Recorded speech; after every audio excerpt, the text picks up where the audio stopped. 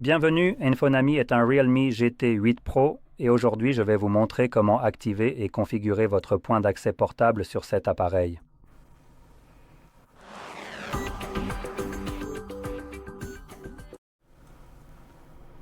Pour commencer, vous devrez faire glisser votre doigt vers le bas depuis le coin supérieur droit de votre écran, comme ceci, et cela fera apparaître vos raccourcis.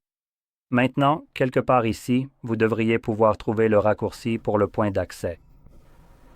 Pour moi, il est juste ici. Voilà. Donc vous devriez pouvoir le trouver quelque part ici. Maintenant, si vous ne le trouvez pas, vous pourrez certainement l'ajouter en cliquant juste ici sur ce crayon, puis en cliquant sur le plus et en le trouvant quelque part en bas, juste ici. Une fois que c'est fait, il vous suffit de cliquer dessus. Il sera ajouté, puis sélectionné « Terminé » et c'est bon. Bref, revenons maintenant à notre point d'accès et voyons la première fois. Je vous recommande de le maintenir appuyé, car cela vous montrera des informations comme le nom du point d'accès et le mot de passe. Mais ne nous mentons pas, personne n'a envie de taper ça. Donc, nous allons sélectionner plus de paramètres, puis nous allons naviguer vers les paramètres de notre point d'accès. Et heureusement, l'appareil sait automatiquement que nous voulons changer ce mot de passe horrible, donc il le sélectionne déjà et nous pouvons simplement le supprimer complètement. Ensuite, tapez le mot de passe souhaité qui devra comporter au moins 8 caractères. Cela peut être des lettres, des chiffres ou les deux. Là, je vais simplement mettre uniquement des chiffres. Pour faire simple, il n'a pas besoin d'être ultra sécurisé. Après tout, c'est un point d'accès et en dessous, nous avons d'autres options. Laissez-moi juste enlever le clavier. Donc, nous avons des choses comme la bande AP. On n'en a qu'une seule? D'accord. C'est un choix. Très bien. Bon, peu importe, nous n'avons pas vraiment de réglage de bande AP ici. On n'en a qu'une seule. Pour être honnête, je ne pense pas que ce soit normal. Regardons ça rapidement. Non, c'est impossible. Cet appareil n'a que le Wi-Fi 2.4. Donc je vais expliquer cela, même si ça ne s'affiche pas de mon côté. Je suis presque certain que vous verrez au moins deux options ici. Donc, en regardant cela, vous devriez pouvoir voir le 2,4 GHz et le 5 GHz. Et la différence entre eux, pour l'utilisation en point d'accès, sera très minime. En réalité, on vous dira que le 2,4 est plus compatible, tandis que le 5 GHz est plus rapide. Mais pour vous, cela n'a pas vraiment d'importance. Vous faites fonctionner votre réseau à partir d'un fichu hotspot, c'est-à-dire sur un réseau mobile. Le réseau mobile en lui-même n'est pas rapide, donc vous n'allez pas distribuer ce réseau plus vite que ce que votre réseau mobile permet réellement. Donc le 5 GHz devient un peu redondant pour cet usage. Mais il existe un cas d'utilisation spécifique dont je vais vous donner un exemple.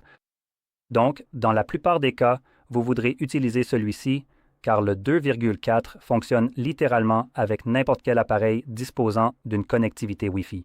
Si un appareil indique qu'il peut se connecter au Wi-Fi, peu importe son ancienneté, il prend en charge cette norme. Maintenant, si cet ancien appareil qui prend en charge le Wi-Fi, n'importe quel type de Wi-Fi, est vraiment vieux ou quoi que ce soit, et que vous activez le 5 GHz, il y a de fortes chances que cet appareil ne voit pas ce point d'accès car il ne prend pas en charge le 5 GHz. C'est une norme plus récente, donc vous ne pourriez pas profiter de ce type d'avantage maintenant. Comme je l'ai dit, le 2,4 sera suffisant dans la plupart des cas car le réseau mobile n'est même pas assez rapide pour profiter du 5. Mais la seule situation où vous pourriez bénéficier du 5, c'est lorsque vous vivez dans une zone densément peuplée. Alors, que peut-il se passer dans une zone densément peuplée? Il va y avoir un tas de signaux différents, un paquet de signaux 2,4 différents. Celle-ci est pas la plus courante en général, et quand il y a beaucoup de signaux différents comme ça devient tout simplement saturé. Au point que, si vous imaginez cela comme une route qui est en fait encombrée par la circulation, donc chaque type d'appareil serait comme chaque voiture coincée dans un embouteillage, et chaque réseau 2,4 serait la voiture elle-même, n'est-ce pas? Donc c'est coincé dans la circulation et ça n'avance pas vraiment beaucoup. En général, votre réseau peut rencontrer des problèmes, que ce soit pour maintenir les connexions, accéder au réseau ou ce genre de choses. Je n'ai jamais vécu cela, donc je ne sais pas vraiment à quoi m'attendre dans une telle situation, à part des problèmes généraux que cela pourrait causer. Mais dans ce cas, si votre appareil prend en charge le 5 GHz, c'est-à-dire l'autre option, vous devriez le basculer sur 5 GHz. Et à partir de là, même s'il y a toujours, disons, le même nombre de voitures, n'est-ce pas? C'est comme si on mettait toutes ces voitures dans une seule direction sur une autoroute. Maintenant, elles avancent toutes sans encombre. Il y a plus de voies pour les voitures en général, tout en gardant le même nombre de voitures. Donc elles peuvent avancer beaucoup plus vite, il y a plus d'espace pour elles et tout ça. C'est essentiellement la comparaison entre le réseau 2,4 GHz et le 5 GHz. Le seul inconvénient, c'est que tous les appareils ne prennent pas en charge le 5 GHz, en particulier les appareils plus anciens qui ont 5 ans ou plus, ceux-là généralement non, mais tout ce qui est plus récent devrait normalement le prendre en charge.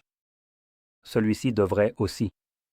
Donc je ne comprends pas pourquoi ça ne s'affiche pas ici alors qu'il a largement assez d'antennes pour le faire, je suis presque sûr.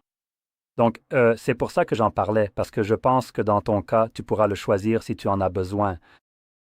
Et comme je l'ai dit, dans ces cas-là, quand tu as, par exemple, un réseau saturé, quand ton 2,4 se comporte mal, déconnecte tes appareils, etc., passe-le en 5. Et j'espère que ça résoudra le problème maintenant.